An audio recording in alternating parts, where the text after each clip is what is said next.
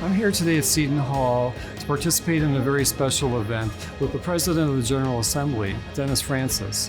Our students got to interact with the President of the United Nations General Assembly. Imagine the insights they got from him, the person that leads negotiation in the world's most important forum for global policymaking. I felt really elated to know that he was coming to my school, and I just thought it was a great experience.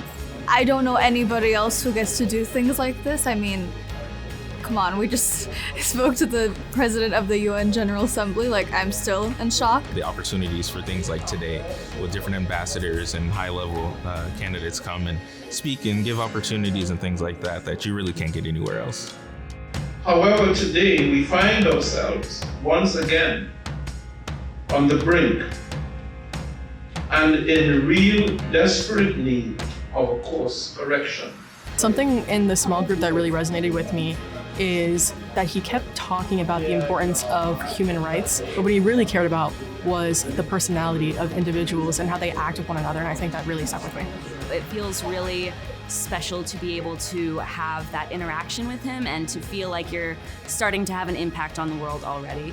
I hope this impacts them by inspiring them. The key part of his message was that his generation, our generation, is not going to solve the problems. It's going to be our students in their future careers that need to finish the work that we're doing now. I would tell a prospective student that coming to Seton Hall, not only distance-wise, is an impeccable opportunity, and being able to come to the World Leaders Forums, 2 of them in a row, has definitely impacted my perspective and my opportunities.